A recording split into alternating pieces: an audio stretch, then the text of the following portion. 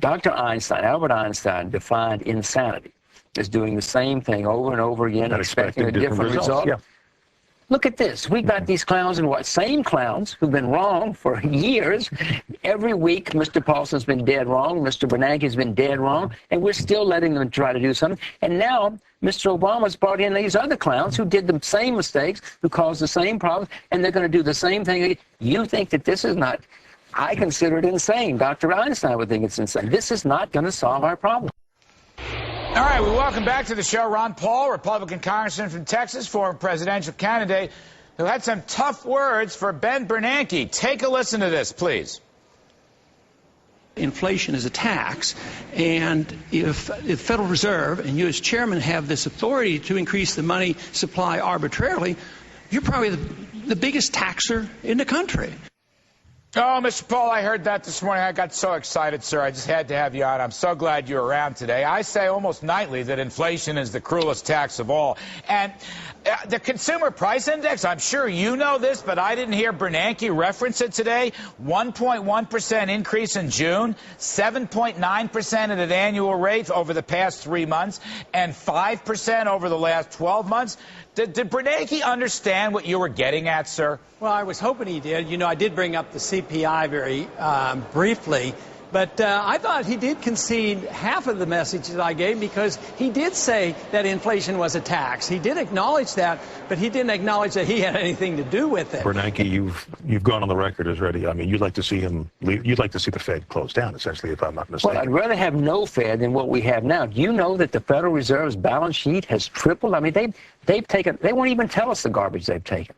This is America. Remember, you're not worried about the country. This is a country where a man who was not elected by anybody has taken on hundreds of billions of dollars of debt for you and me. He won't tell us what he's done. He won't show us. They're running the country. I'd rather have no Federal Reserve than something like that, and a man which is printing money as fast as he can. But the world seems to want that. I mean, we read about what's going on today, and more dollars are being printed, because the global economies seem to be saying, please, give us more dollars to get through these times. Well, drug habits say, give me another shot, too. I mean, that doesn't mean that's the solution. That the Federal Reserve alone has taken on the obligation for $7 trillion of debt in the last 6 months. Now, America's total debt, government debt, was $5 trillion 6 months ago. The Federal Reserve, just in 6 months, has added over $7 trillion.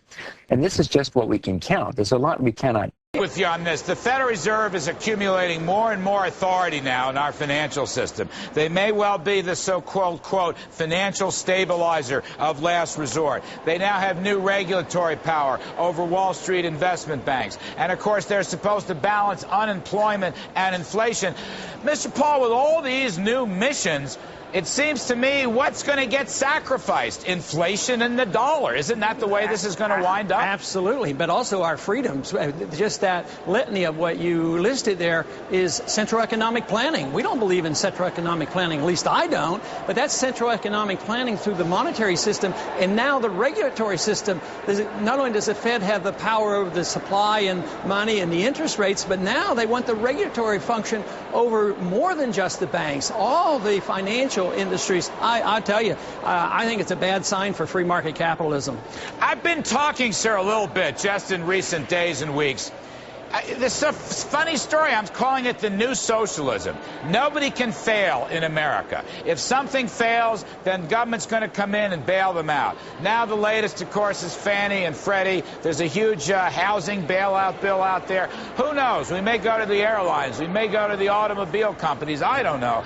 You know, Phil Graham may have had a point.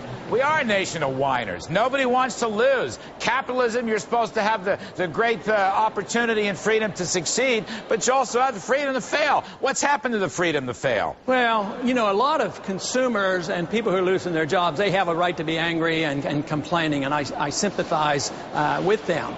And you talk about socialism, and we do have a form of socialism creeping in, but it sort of is of the fascist type, because we have business and big government, you know, working together. It's not the old old-fashioned type of socialism where government owns everything, but they do control a lot of the financial markets for the benefit of certain industries, whether it's the banks or other industries, and they do want bailed out, and they are socializing their failures, and that certainly shouldn't be what we're working for.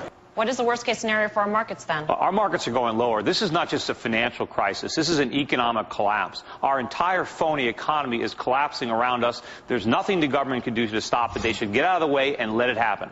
So other than that, Mr. Lincoln, how did you like the play? No, I mean, look, you have to understand that, look, for the past several years, everybody thought we had a real economy. We didn't. We had a bubble. All we did is borrow trillions of dollars from the rest of the world, and we blew all the money on consumption. We can't pay the bills. The asset bubbles that were inflated by reckless monetary policy are deflating around us, and we're going to have to rebuild a viable economy. And it's not going to be easy. A lot of companies are going to go bankrupt during the process. A lot of people are going to lose their jobs, but this has to happen. We have to go back to a sane economy where we save our money and actually make stuff. Peter, you've had this cold, absolutely dead on right, but you've liked things and you haven't liked things. Like, for instance, the U.S. dollar, you've been very bearish on. It's had a tremendous move. The bond market, I think you've been bearish on. A tremendous move. Canadian oil sands, I think you like.